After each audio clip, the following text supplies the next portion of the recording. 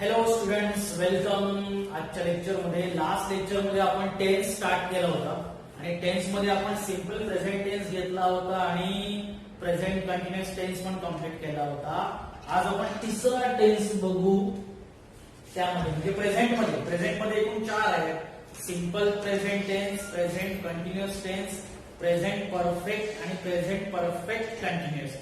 त्यातला present perfect tense आज आपण समजून घेऊ.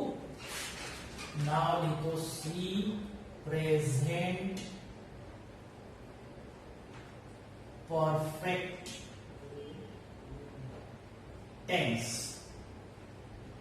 ओके, आता प्रेझेंट परफेक्ट टेन्स कसा लिहिणार तुम्ही? प्रेझेंट परफेक्ट टेन्स लिहायचा म्हणजे नेमकं काय करायचं? प्रेझेंट परफेक्ट टेन्स मध्ये आपल्या सेंटेन्स मध्ये सब्जेक्ट तर असणारच, त्यात काही प्रॉब्लेमच नाही. सब्जेक्ट शिवाय सेंटेन्स पूर्ण होणार नाही. त्याच्यानंतर आपल्याला हॅज किंवा हॅव दोन्हीपैकी एक हेल्पिंग वर्ब घ्यायचा, हॅज और हॅव. जर सब्जेक्ट सिंग्युलर असेल तर हॅज आणि सब्जेक्ट अनेक वचन म्हणजे प्लुरल असेल तर हॅव. हॅव नंतर आपला जो मेन वर्ब आहे त्या मेन वर्बचा आपल्याला थर्ड फॉर्म लिहायचा आहे. थर्ड फॉर्म आतापर्यंत आपण फर्स्ट फॉर्म लिहिला होता, क्रियापदाचं पहिलं रूप लिहिलं होतं. आता आपल्याला क्रियापदाचं तिसरं रूप इथं लिहायचं आहे, हॅज किंवा हॅव नंतर. आणि त्याच्यानंतर जे काही ऑब्जेक्ट आहे किंवा उरलेलं वाक्य आहे ते उरलेलं वाक्य कंटिन्यू करायचं आहे. ओके, तो आता आपण त्याचं एक्झाम्पल बघूया. Present perfect tense. I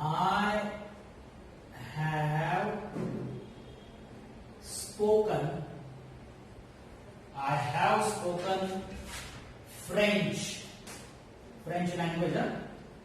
I have spoken French language before. Have आणि spoken. Have लिहिले, I नंतर आपण have लिहितो आणि have नंतर speak चा third form, speak, spoke, spoken. Okay, third form पण लिहितो. त्यामुळे I have spoken French before हे एक एक्झाम्पल आहे. दुसरं एक्झाम्पल आपण त्याच्यामध्ये घेऊ शकतो. शी हॅज वर्कड हार्ड. ओके, याच्यामध्ये हॅज पण आलेला आहे. शी हा सिंग्युलर सब्जेक्ट आहे, सिंग्युलर थर्ड पर्सन सब्जेक्ट. त्याच्यानंतर हॅज दिलाय, हॅज नंतर वर्कला ई लागले म्हणजे तो थर्ड फॉर्म आहे. It is the third form of the verb. Keep in mind. म्हणून प्रेझेंट परफेक्ट टेन्स मध्ये हॅज और हॅव आणि मेन वर्बचा थर्ड फॉर्म द्यायचा. एक तिसरा एक्झाम्पल आपण घेऊ. Have they perform well. Have they performed well? आता have ने स्टार्ट झालाय. तुम्हाला हे सेंटेन्स आहे का? तर हे सेंटेन्स नाही, हा काय आहे? क्वेश्चन आहे. This is a question. पण ह्या क्वेश्चनचा टेन्स कोणता आहे? Present perfect tense. त्याच्यामध्ये have यूज केलंय. have नंतर they सब्जेक्ट आलाय, सब्जेक्ट नंतर performed मेन वर्ब आलाय. तो have they performed well question. Okay, तर तुम्ही निगेटिव्ह पण घेऊ शकता. she has worked well, she has not worked well असं येऊ शकतं. किंवा I have spoken French before, I haven't किंवा I have not spoken French before. लक्षात काय ठेवायचं आहे की तुम्हाला has किंवा have वापरायचं आहे आणि त्याच्या पुढे मेन वर्बचा थर्ड फॉर्म द्यायचा आहे. कोणत्या टेन्स मध्ये? Present perfect tense. समजलं? आणि याच्यानंतरचा सिंपल, त्याच्यानंतर प्रेझेंट टेन्स मधला जो शेवटचा टेन्स आहे तो आहे present perfect continuous tense. Present perfect continuous tense. आता हा प्रेझेंट परफेक्ट कंटिन्युअस टेन्स कसा लिहिणार? तर आता आपल्याला याच्यामध्ये सब्जेक्ट तर येणारच आहे. सब्जेक्ट नंतर आपल्याला याच्यामध्ये हॅज और हॅव यापैकी एक वर्ब लिहायचा आहे. त्याच्यानंतर आपल्याला आणखीन एक वर्ड नवीन ऍड करायचं आहे बीन, आणि बीन नंतर आपल्याला जे वाक्यातलं मेन वर्ब असतं त्या मेन वर्बला आपल्याला द्यायचा आहे आयएनजी फॉर्म, आणि आयएनजी फॉर्म नंतरचं जे वाक्य पुढचं आहे मग ऑब्जेक्ट असेल तर ऑब्जेक्ट किंवा इतर जे वाक्य शब्द आहेत ते वाक्य कंटिन्यू करायचे फुल स्टॉप पर्यंत. ओके, लक्षात काय ठेवायचंय, हॅज किंवा हॅव लिहायचंय, त्याच्यानंतर बीन लिहायचंय, आणि बीन नंतर मेन वर्बला आपला कोणता प्रत्यय लावायचा आहे, आयएनजी प्रत्यय लावायचा आहे. ओके, सो आता हेच वाक्य आपण इथे ट्रान्सफॉर्म करू. I have been speaking, I have been speaking French before. I have been speaking French before. बघा, have लिहिलं, त्याच्यानंतर been लिहिलं, त्याच्यानंतर आता इथं स्पोकन आपण थर्ड फॉर्म लिहिला होता, त्याला फर्स्ट फॉर्म पण घेतला स्पीक आणि त्याला आयएनजी लावला. So I have been speaking French before, have been speaking present perfect continuous tense. दुसरा एक्झाम्पल आपण घेऊ. दुसरा एक्झाम्पल हेच येतो, शी हॅज वर्क हार्ड, त्याच्यामध्ये आपण लिहिणार शी हॅज बीन वर्किंग हार्ड. याच्यामध्ये हॅज दिलाय, पुढे बीन दिलाय, आणि वर्बला कोणता प्रत्यय लावलाय, आयएनजी प्रत्यय. लक्षात काय ठेवायचं, हॅज वापरायचा आहे किंवा हॅव वापरायचा आहे. थर्ड पर्सन सब्जेक्ट आहे म्हणून हॅज दिलाय, फर्स्ट पर्सन सब्जेक्ट आहे, सिंग्युलर आहे तरी पण आय नंतर आपण हॅव लिहितो, हॅज लिहित नाही. She has been working hard, has been working hard, present perfect continuous tense. लक्षात ठेवा, हॅज और हॅव, बीन आणि मेन वर्बला आयएनजी फॉर्म. लक्षात आलं. आता इथे आपले प्रेझेंट मध्ये 4 टेन्स कंप्लीट झाले. Simple present tense, present continuous tense, present perfect tense and present perfect continuous tense. प्रत्येक टेन्स मध्ये बदल कसा कसा होत गेला लक्षात घ्या. सिंपल प्रेझेंट मध्ये फर्स्ट फॉर्म लिहिला, कंटिन्युअस मध्ये आयएनजी लावला, एमइजर लिहिलं, थर्ड मध्ये म्हणजे प्रेझेंट परफेक्ट मध्ये हॅज हॅव आणि थर्ड फॉर्म लिहिला, आणि फोर्थ मध्ये प्रेझेंट परफेक्ट मध्ये हॅज हॅव बीन लिहिलं आणि क्रियापदाला आयएनजी लावला. समजलं, हे लक्षात ठेवा. कुठल्याही टेन्स मधनं कुठल्याही टेन्स मध्ये आपल्याला ट्रान्सफॉर्म करता यायला पाहिजे, चेंज करता यायला पाहिजे, म्हणून फॉर्म्युले नीट लक्षात घ्या. ओके, इथं आपला प्रेझेंट टेन्स कंप्लीट झाला. आता आपण दुसरा मेन टेन्स याच्यामध्ये घेऊ. दुसरा जो आपला मेन टेन्स आहे तो कोणता टेन्स आहे, past tense. Okay, past tense मध्ये नेहमीप्रमाणे पहिला जो आपला टेन्स आहे simple past tense. Simple past tense. Simple present आणि सिंपल पास्ट. बघा, आठवा सिंपल प्रेझेंट. सिंपल प्रेझेंट मध्ये आपण वर्बचा फर्स्ट फॉर्म यूज केला होता, मेन वर्बचा फर्स्ट फॉर्म, क्रियापदाचं पहिलं रूप यूज केलं होतं सिंपल प्रेझेंट मध्ये. आता सिंपल पास्ट मध्ये आपण क्रियापदाचं दुसरं रूप यूज करायचं आहे, सेकंड फॉर्म यूज करायचा आहे. बरोबर आहे. तर आपला सब्जेक्ट तर येणारच आहे, सब्जेक्ट वेगळा नाही. त्याच्यानंतर जो आपण मेन वर्ब वापरणार त्या मेन वर्बचा सेकंड फॉर्म यूज करायचा आहे. ओके, त्याच्यानंतर आपला जो काही ऑब्जेक्ट असेल किंवा पुढचं जे काही वाक्य असेल ते कंटिन्यू होईल फुल स्टॉप पर्यंत. दिस इज द फॉर्म्युला. हा फॉर्म्युला आहे. ओके, मेन वर्बचा सेकंड फॉर्म वापरायचा हे लक्षात ठेवा. एक्झाम्पल बघूया. आता इकडचं एक्झाम्पल मी करतो. I have spoken French. याच्यामध्ये मी लिहिणार I spoke French. I spoke French. Okay, me French बोललो. स्पीकचा पास्ट टेन्स काय आहे, स्पोक. किंवा दुसरं एक्झाम्पल आपण घेऊ. He wrote an essay. बघा, क्रियापदाचं दुसरं रूप, क्रियापदाचं दुसरं रूप. जर आपल्याला निगेटिव्ह लिहायचं असेल तर निगेटिव्ह पण आपण कधी कधी वाक्य लिहू शकतो. निगेटिव्ह मध्ये कसं लिहिणार, निगेटिव्ह मध्ये आपण लिहू they did not work hard. They did not work hard. बघा आता निगेटिव्ह लिहिण्यासाठी मला did घ्यावं लागलं. म्हणजे लक्षात काय आलं, जर आपल्याला सिंपल पास्ट टेन्स मध्ये निगेटिव्ह लिहायचं असेल तर निगेटिव्ह साठी आपल्याला did ची हेल्प घ्यावी लागते. They did not work hard. जसं ही रोट आहे तर he did not write an essay. Did नॉटच्या पुढे पहिले रूप येतं, कारण का डिड नॉट म्हणजे भूतकाळ आहे, त्यामुळे परत त्याचा भूतकाळ लिहायची गरज पडत नाही. समजलं. तुम्ही म्हणाल वॉज वेअरचं काय, तर वॉज वेअर सुद्धा भूतकाळातच आहे, फक्त वॉज वेअर मध्ये काय असतं, ऍक्शन नसते. इथं ऍक्शन आहे किंवा इथं ऍक्शन आहे, इथं ऍक्शन आहे, पण वॉज किंवा वेअर मध्ये काय असतं, ऍक्शन नसते. आता आपण लिहू शकतो शी वॉज माय बेस्ट फ्रेंड, असं समजा वाक्य लिहिलं आपण. शी वॉज माय बेस्ट फ्रेंड, ती माझी बेस्ट फ्रेंड होती, आता नाहीये, भूतकाळात होती. इथं क्रिया कुठली नाहीये, समजलं का. पण वॉजने आपण काय दाखवलं, सिंपल पास्ट टेन्स. वॉज किंवा वेअर सिंपल पास्ट टेन्स दिसतो, कळलं का, पण वाक्यात क्रिया नसते.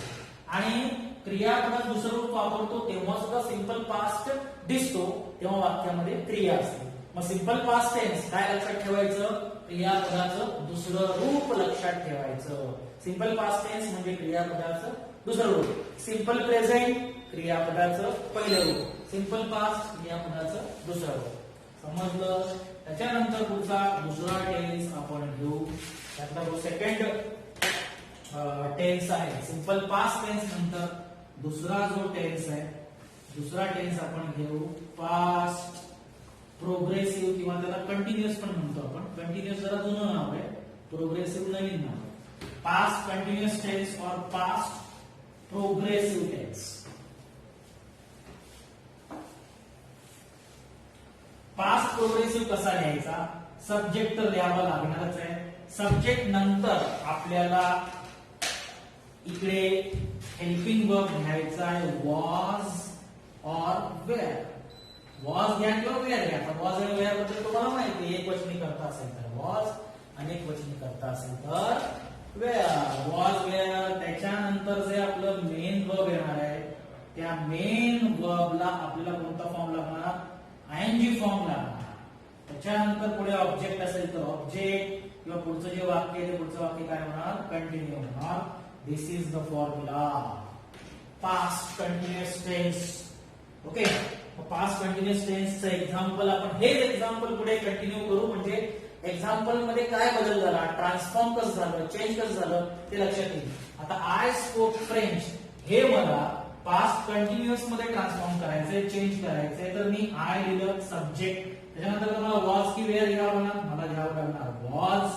ओके. वॉज नंतर मला काय करायचंय, मेन वर्बला आयएनजी लावायचंय. आता ह्यातला मेन वर्ब स्पोकचा फर्स्ट फॉर्म काय आहे, स्पीक. स्पोकला आयएनजी लावू नका, स्पीकला आयएनजी लावा. त्यामुळे स्पीक फर्स्ट फॉर्म घेतला आणि लिहिलं speaking. I was speaking French. Was चा वापर केला आणि क्रियापदाला आयएनजी फॉर्म लावला, आय वॉज स्पीकिंग फ्रेंच. त्याच्यानंतर दुसरं एक्झाम्पल घेऊ. He wrote an essay. Subject ही लिहिला. आता ही नंतर परत काय लिहिणार, वॉज. हा पण सिंग्युलर आहे, हा पण सिंग्युलर आहे, त्यामुळे सिंग्युलरच्या पुढे आपण काय लिहितो, वॉज. एक वचन वॉज लिहिलं. आणि रोट, रोटचा ओरिजिनल फॉर्म काय आहे, राईट, त्याला आयएनजी लावला. He was writing an essay. Past continuous tense. Was लिहिलं आणि पुढे क्रियापदाला आयएनजी लावलं. वेअर केव्हा वापरायचं तुम्हाला माहिती आहे, अनेक वचनी करता असेल तर वेअर आहे. ओके. सो हा झाला पास्ट कंटिन्युअस टेन्स. त्याच्यानंतर सिंपल पास्ट बघितला, पास्ट कंटिन्युअस बघितला. आता आपण डिफरन्स बघू. सिंपल प्रेझेंट मध्ये क्रियापदाचं पहिलं रूप, सिंपल पास्ट मध्ये क्रियापदाचं दुसरं रूप. प्रेझेंट कंटिन्युअस मध्ये एम इज आर आणि क्रियापदाला आयएनजी. पास्ट कंटिन्युअस मध्ये वॉज वेअर आणि क्रियापदाला आयएनजी. दोन्हीकडे आयएनजी सेम आहे, पण प्रेझेंट कंटिन्युअस मध्ये am is are helping verb आहे आणि पास्ट कंटिन्युअस मध्ये वॉज वेअर हेल्पिंग वर्ब आहे. समजलं. पास्ट कंटिन्युअस टेन्स आपण बघितला.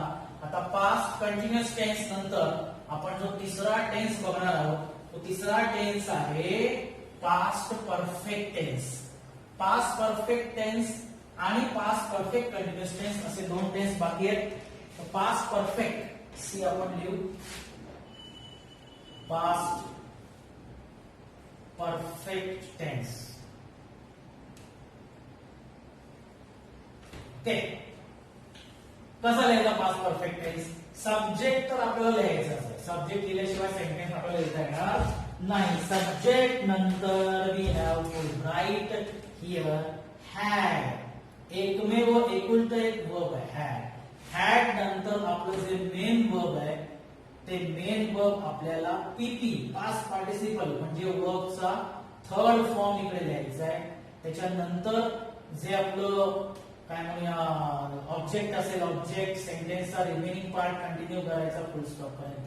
मेन चेंज आपला काय झाला, हॅड लिहिलं आणि हॅडच्या पुढे मेन वर्बचा थर्ड फॉर्म लिहिला. Okay, so this is the formula. आता बघूया एक्झाम्पल. हे एक्झाम्पल कॅरी करतो इकडे. आय सो कुठले एक्झाम्पल घ्या. आता लिहिलं आपण आय. ओके, आता इथं वॉज वापरायचं का नाही, ते काय लिहायचं आहे हॅड. कोणता टेन्स आहे, पास्ट परफेक्ट टेन्स. लिहिलं हॅड. हॅड नंतर मेन वर्बचा थर्ड फॉर्म स्पोकचा थर्ड फॉर्म काय spoken. I had spoken French. Okay, had लिहिलं स्पोकन लिहिलं. Second example. सेकंड एक्झाम्पल आपण घेऊ. ही वॉज रायटिंग घ्या किंवा ही रोड घ्या. ही लिहिलं, ही नंतर काय लिहिणार हॅड पास्ट परफेक्ट टेन्स आहे. आणि हॅड नंतर परत राईटचा जो पीपी आहे तो पीपी काय third form return. He had return and S.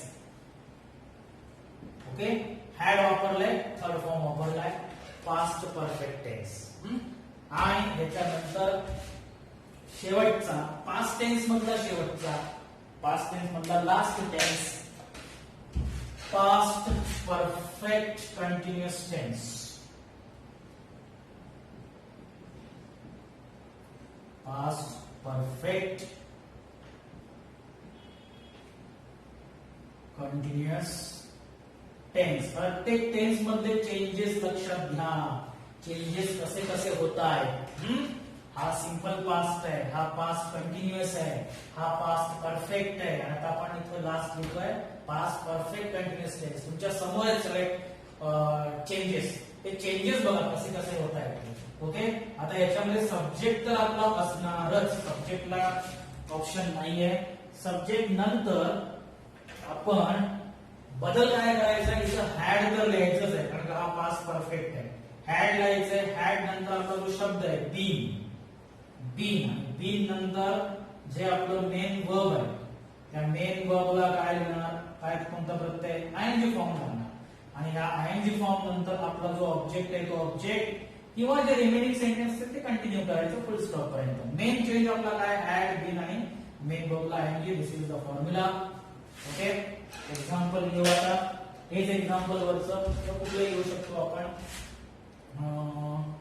आता दे डिड नॉट वर्क हार्ड. समजा असा एक्झाम्पल आहे दे did not work hard. They did not work hard हे सिंपल पास्ट मध्ये.